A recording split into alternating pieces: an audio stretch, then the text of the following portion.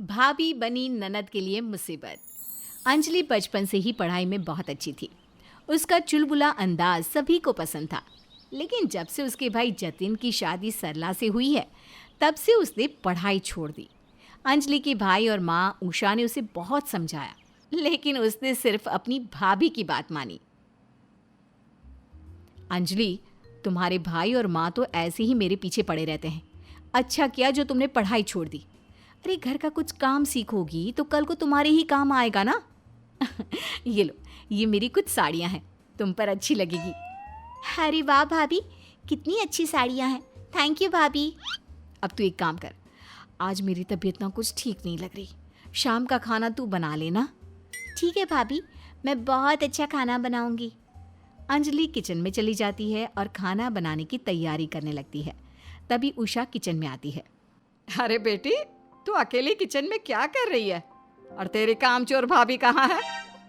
माँ, भाभी की तबीयत ठीक नहीं है, वो सो रही हैं।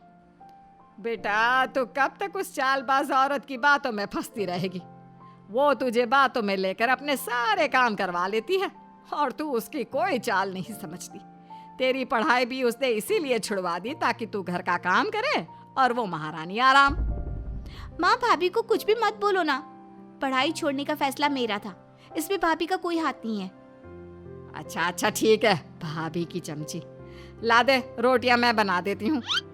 इस तरह अंजलि अपनी भाभी की सारी बातें मानती है और घर में वो किसी की भी नहीं सुनती। एक दिन जतिन घर पर आता है और कहता है, माँ, हमारी अंजलि के लिए एक रिश्ता आया है।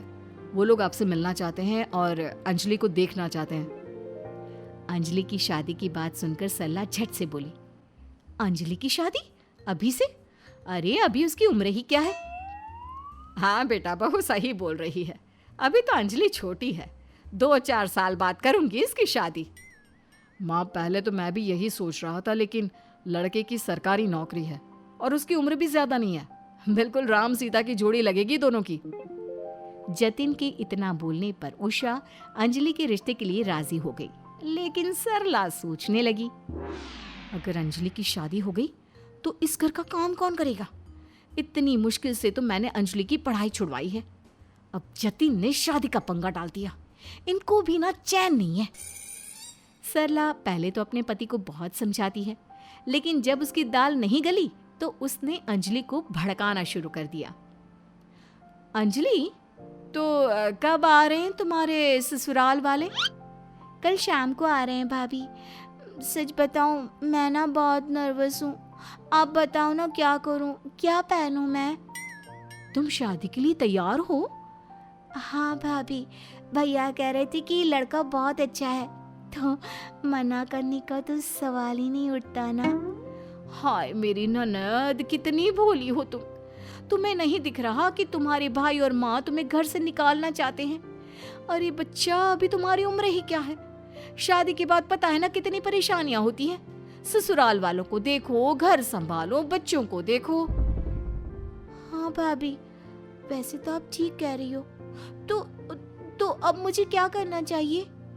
अरे कल जो मेहमान आएंगे ना, तुम उनके सामने साफ साफ शादी से मना कर देना। तभी तुम्हारी माँ और भाई को अकल आएगी और तभी वो तुम्हारा पीछा छोड़ेंगे। अंजलि ने ऐसा ही किया। उसका रिश्ता लेकर जो लोग आए थे उनके सामने उसने शादी से मना कर दिया। वो लोग चले गए। जतिन और उषा को अंजलि का बर्ताव बहुत बुरा लगा। कुछ दिन ऐसे ही चलता रहा। एक दिन जतिन से उसका दोस्त विपुल मिलने आया। अंजलि, अंजलि जल्दी बाहर आओ, देखो कौन आया है। हाँ भैया, आपने बुलाया? देखो कौन आया है, तुमने पहचाना इसे? नहीं तो, कौन है ये? अरे ये विपुल है, जो हमारे साथ स्कूल में पढ़ता था। अब ये बहुत बड़ा डॉक्टर बन गया है। इतने में जतिन का फोन बजने लगता है और वो बाहर चला जाता है। कैसे हो विपुल? मैं ठीक हूँ, तुम बताओ। मैं भी ठीक हूँ। तुम इतने सालों से कहाँ थे? ना कोई फोन, ना मैसेज। मैं शहर से बाहर चला गया था, यहाँ वापस आया तो तुम दोनों की याद आ गई, बस आ गया यहाँ पर। वैसे तुम क्या कर रही हो आजकल? कुछ नहीं, स्कूल के बाद मैंने आगे की पढ़ाई नहीं की, बस घर में ही रहती हूँ, घर का काम संभालती हूँ। तुम तो पढ़ाई में बहुत अच्छी थी अंजलि, तुम्हें आगे पढ़ना चाहिए था। घर का काम करना अच्छी बात है, लेकिन पढ़ाई नहीं छोड़नी चाहिए थी। अब तुम दोबारा से अपनी पढ़ाई स्टार्ट कर दो, मैं तुम्हारी मदद करूंगा। विपुल के कहने पर अंजलि अपनी पढ़ाई शुरू कर देती है। इस बात से जतिन और उषा तो बहुत खुश हुए, लेकिन घर का सारा काम सरला के कंधों पर आ गया, तो वो हमेशा अंजलि को भड़काती रहती थी। अंजलि, मैंने तुम्हें समझाया था ना कि तुम पढ़ाई मत करो, घर संभालो। मेरी प्यारी भाभी, अब मुझे घर का सारा काम करना आ गया है। अब मैं पढ़ना चाहती हूँ। अब छोड़िए ना इस बात को। आप मुझे अपनी कोई अच्छी सी ड्रेस दे दो ना, कल मेरे कॉलेज में पार्टी है। निकाल लेना अलमारी से तू ही। अब सरला की बातें अंजलि बिल्कुल नहीं मानती थी। वो तो बस जो विपुल कहता वही करती। विपुल उसकी पढ़ाई में मदद करने लगा और दोनों एक दूसरे से प्यार करने लगे।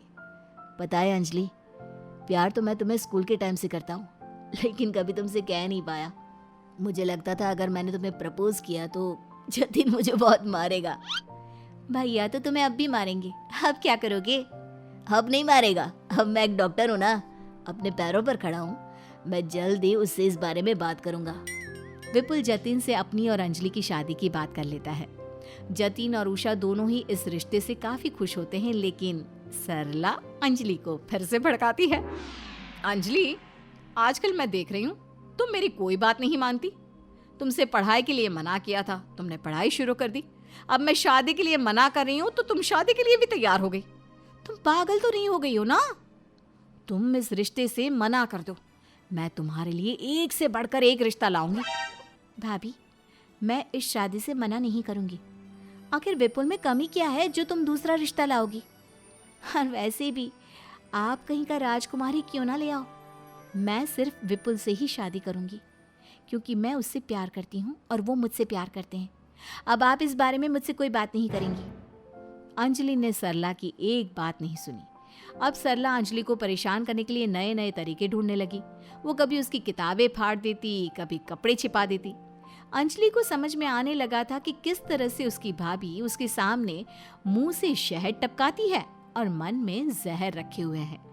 अंजलि के एग्जाम्स शुरू हो गए तो सरला ने उसका रोल नंबर ही छिपा दिया। अंजलि परेशान होकर उसे ढूंढ रही थी। माँ, आपने मेरा रोल नंबर देखा है क्या? अगर वो नहीं मिला तो कॉलेज में एंट्री नहीं होगी और मेरा पेपर छूट जाएगा। नहीं बेटा, मैंने तो नहीं देखा। अरे ध्यान से देखो ना, यहीं कहीं होगा। दिमाग पर जोर लगाओ, लास्ट टाइम कहाँ रखा था? मुझे इसमें भाभी का हाथ लग रहा है, वही कल मेरे कमरे के आसपास मंडरा रही थी। अंजलि अपनी भाभी से कहती है। भाभी देखो, सच सच बता दो, आपने कहाँ छुपाया है मेरा रोल नंबर? आपने पहले भी मेरी किताबें छिपाई और फाड़ी हैं, लेकिन मैंने कुछ नहीं कहा। इस एग्जाम के लिए मैंने बहुत मेहनत की है भाभी। अंजलि, तू अपनी प्यारी भाभी पर शक कर रही है? अरे भला मैं ऐसा क्यों करूंगी? क्योंकि आप नहीं चाहती कि मैं आगे बढ़ूं या शादी करके अपने ससुराल चली जाऊं, इसलिए आप ये सब कर रही हो। देख बहू, शराफत से बता दे, क्योंकि अगर मैंने ढूंढ लिया ना रोल नंबर तो तुझे मैं घर से आउट कर दूंगी। अंजलि, उषा और जतिन के बार बार पूछने पर भी सरला ने कुछ नहीं बताया। अंजलि और उषा ने सरला के कमरे की तलाशी ली तो उन्हें उसके कमरे में रोल नंबर मिल गया। अब उषा गुस्से से आग बबूला होकर बोली, कितनी बड़ी नागिन है तू। अब मैं तुझे एक पल के लिए भी इस घर में बर्दाश्त नहीं कर सकती। तू यहाँ रही तो मेरे बच्चों को कभी कामयाब नहीं होने देगी। चल निकल मेरे घर से। इस तरह उषा सरला को अपने घर से निकाल देती है और सरला काम चोरी के चक्कर में अपना हंसता खिलखिलाता घर बर्बाद कर लेती है। थोड़े दिन बाद विपुल और अंजलि की शादी हो जाती है और शादी के बाद भी अंजलि अपनी पढ़ाई जारी रखती है।